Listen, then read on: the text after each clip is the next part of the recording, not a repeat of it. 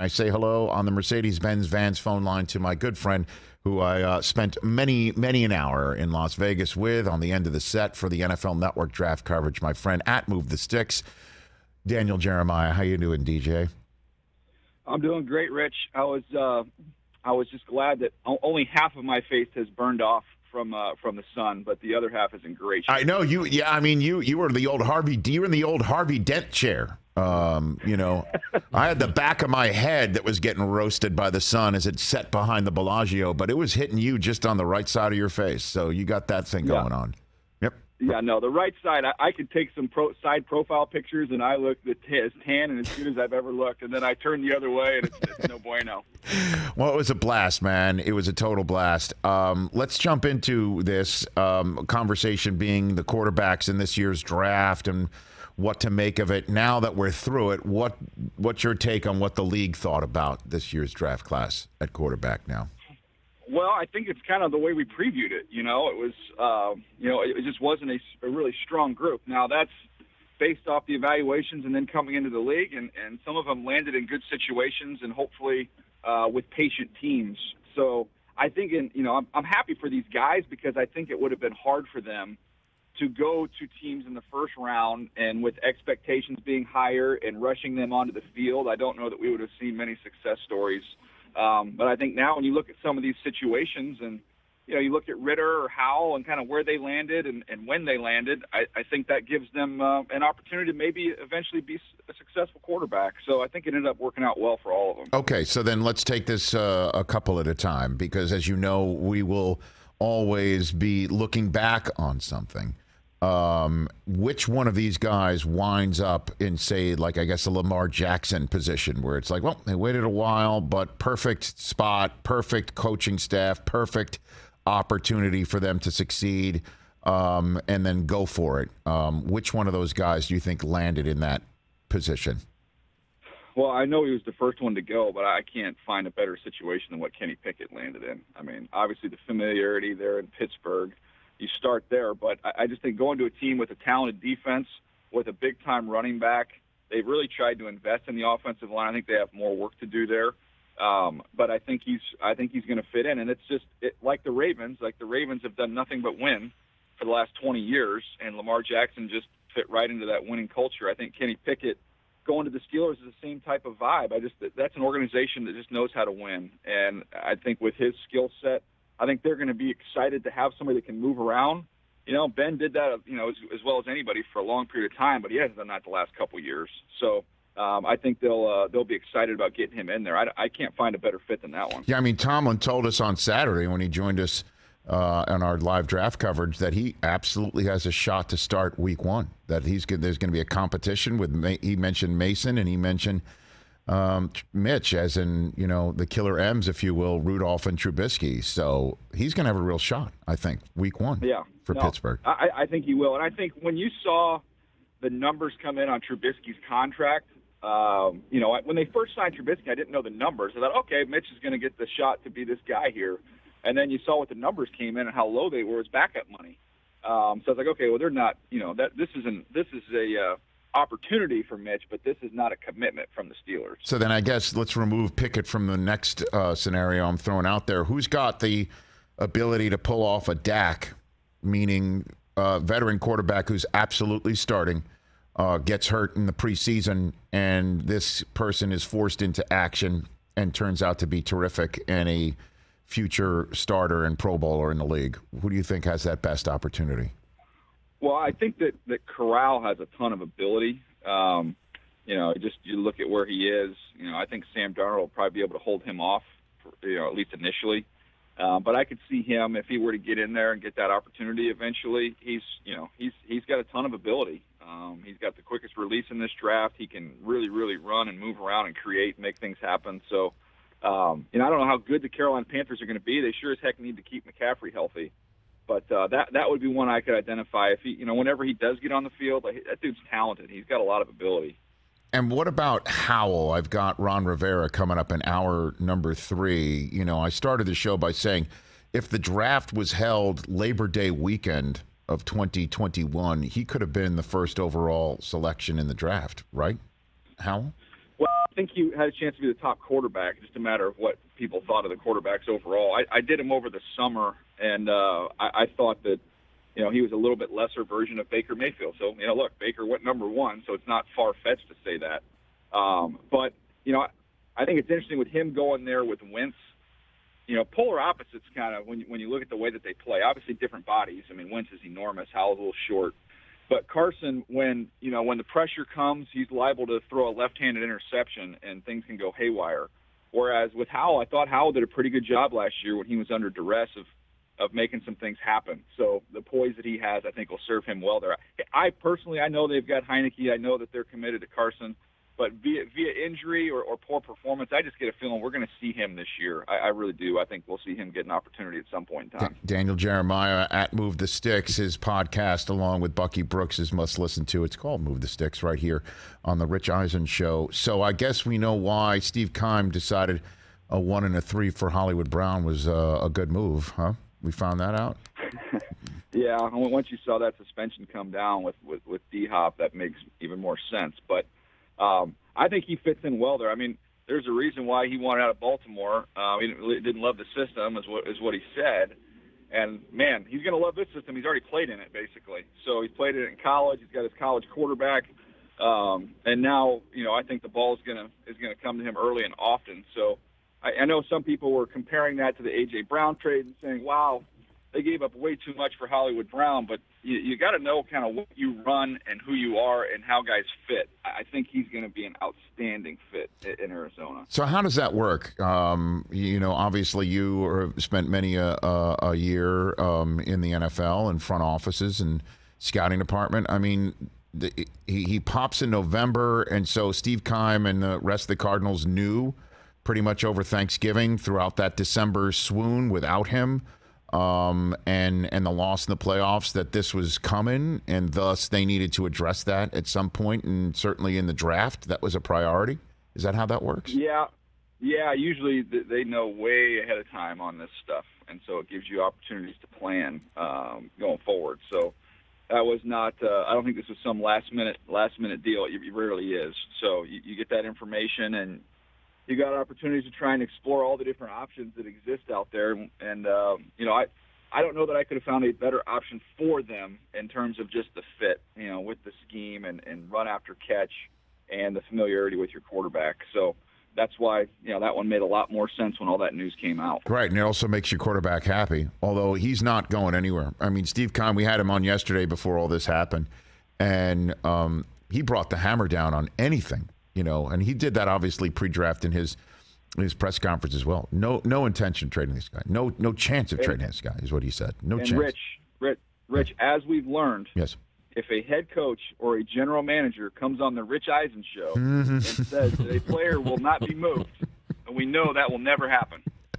But his response was he was a good general manager when he had Carson Palmer, and then after Carson retired, he was a bad general manager, and then Kyler Murray comes in, now he's a good general manager again. That was his answer as to why he's not trading him.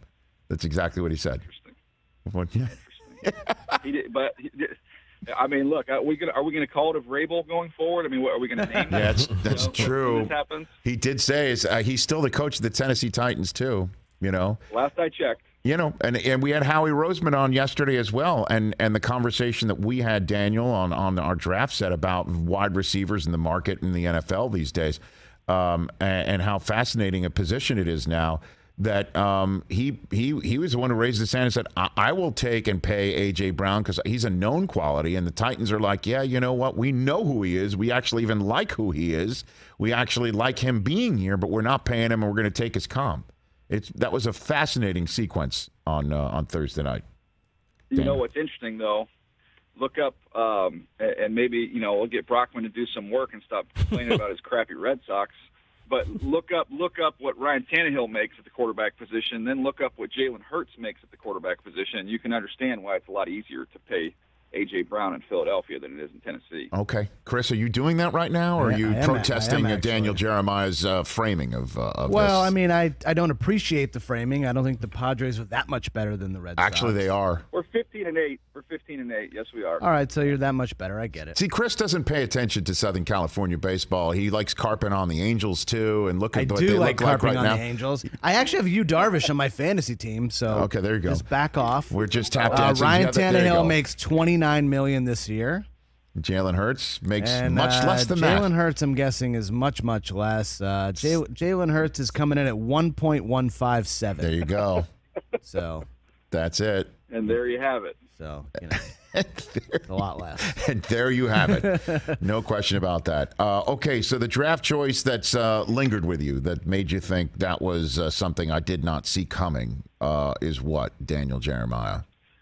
2 days removed. I mean, I think I would say Detroit's trade up for Jameson Williams. And when we look back on it, I really like it, especially considering they didn't really have to give up that much to come all the way back up there and get him and get a real special, explosive player. But, I had heard, we had talked about it before the draft, I was getting calls before the draft saying, hey, Detroit's calling teams inside the top 10 trying to come back up with their second pick. And when you hear that, I mean, the quarterback alarm bells go off. If a team's trying to come all the way back up there, you think maybe a pass rusher, but more than likely quarterback. So where, we were in the draft, I'm sitting there saying, okay, is it, Jermaine Johnson, the pass rusher, or they coached Malik Willis at the Senior Bowl. So got to be one of those two guys. And then all of a sudden, nope, they're taking the speed receiver from Alabama. So I liked it in having a chance to look at it and see how it all came together. I just did not see it coming. What would you say to a Vikings fan that watched the draft and saw the Vikings facilitate the Lions to get Jameson Williams and then facilitate the Packers in getting Christian Watson? And these are the two guys you're going to have to cover twice a year for quite some time. And obviously we don't know how they're going to work out. But shouldn't the Vikings, if Green Bay or the Lions call them to say, yeah, no thanks, and just hang the phone up, Daniel? Seriously. Well, I think that's changed, and we've talked about some of the changes with the kind of the new guard versus the old guard. And when you have these new, younger general managers, we saw it in baseball. You'd never see rival teams or teams inside the same division make trades in baseball. That's kind of softened a little bit over the years. I think the analytic approach is, we worry about, how the result is for us and not so much about what it does for other folks. And so they don't really look at it the way that, fans look at it, the way that we've always looked at it. So it's a different mindset. But it's a fascinating little subplot to what they did. I thought the more egregious thing was they just didn't get enough. Okay, you're going to trade in the division and gift a good player there, but you got to get value for moving back there. I didn't think they got enough picks. Now, I liked Lewis Seen, who they took. When they slid back in the first round. He's a stud. I had a defensive-minded head coach who said he was his favorite player in the draft and said the guy could come in and teach our defense already, like he's that smart. So they got a good football player. I just think it's a different era than what we used to have. I agree. I honestly just that's something that has stuck with me since Vegas, is just wondering, okay, what if these two guys start lighting it up and makes things more difficult for Minnesota twice a year? They only have themselves to blame, right? I mean, I guess they could have gone somewhere else and gotten the guy they wanted, but you're the ones who say yes to it. I don't understand it. You help me out on this one because you got a memory like an elephant. Okay. The Eagles, when they traded up for Devontae Smith, did they trade up with the Giants or it was somebody, or the Cowboys? Wasn't it the I don't know, Devontae Smith? That was the 10th overall pick last year. I don't think the Cowboys got up ahead. They got up ahead of. I think they got the Dolphins. Was it the Dolphins that they made that trade with? I'm just trying to wonder. Isn't that what they did? They kind of swapped around. That one escapes me. I'm still stuck in Vegas. I knew it was the Giants. They were either trying to get ahead of the Giants or the Cowboys. But it was definitely, there was a lot of, we talked a lot about it on the air at the time about the division component to that trade. Giants. The Giants. Yeah, they traded up with the Giants, and then I guess the Giants then to get ahead of the Cowboys. To get ahead of the Cowboys, 12, right? And the Cowboys said, "Screw it, we'll just take Micah Parsons anyway." And then the Giants moved down. Here's the thing: the Giants moved down, and then that's how the Bears traded up for Justin Fields, and then the Giants moved the board around to the point where Justin Fields gave them the ability to choose Evan Neal this year. So yeah. Oh wait, man. sorry, I misread. The Giants traded with the Bears at 11. Right. The Eagles swapped with Dallas, actually. Okay. Oh, that's right. That's it. The Eagles swapped with Dallas. Well, I mean, at least it Worked out for everybody. I guess it worked out for everybody. Yeah. Is that Micah Parsons, wound up on the team? Yeah, I guess we'll find out if Lewis Cine turns into be, one of the. Let's just put it this way: if Lewis Cine turns into somebody like Ed Reed and picks off Jared Goff trying to throw to Jameson Williams, then I guess we'll just we'll revisit this conversation right now. So let's finish up with this. Daniel Jeremiah here on the Rich Eisen Show. So Baker Mayfield, we had a great conversation on Saturday, I thought, about under the radar spots for him where, he might not start this year, but he can, still get on a team and have an opportunity to make plays or have an opportunity to get in or compete with a quarterback that we're not thinking of. And I think the Lions was mentioned. I think I mentioned Tampa. I forgot who you mentioned, but walk me through what you think the options are for Cleveland right now and then where Baker could sneaky wind up. Daniel. Yeah, I think the options are they're going to have to eat almost all that money and get a low pick, or they're going to just have to outright release him. And when you look at the teams, I don't know how. It's funny, we did the conversation with Pete Carroll, and I came away from that thinking kind of ambiguous. Like I didn't think one way or the other, yes or no. And then I talked to one person in the league and said, hey, saw you guys talk with Pete Carroll. There's no way they're signing Baker Mayfield. And somebody else would call and say, hey, Pete Carroll sounds like he might be signing Baker Mayfield. I'm like, yeah, I don't know what you take out of that. But the team that I mentioned was the Giants. I just thought, okay, you don't pick up the fifth-year option on Daniel Jones. I just think you come in there if you want to have a competition, and maybe that gets the best out of Daniel Jones, or maybe Baker just comes in there flat out, beats him out, and off you go. I know they've got Tyrod Taylor there as well. But I would say based off of accomplishments at their best in this league that, Baker Mayfield's played at a higher level than those two guys have. So that was the one team that stood out to me. Now, maybe Brian Daboll, first-year head coach, Joe Shane, first-year general manager, maybe they don't want to, deal with a quarterback controversy, so to speak. But you can make a strong case he could win that job. No, I know Daniel Jones had neck problems that knocked him out last year that you never know. So that would be some interesting insurance as well. But doesn't Tyrod Taylor have some history with the Bills? Obviously took him to the playoffs before Josh Allen got there.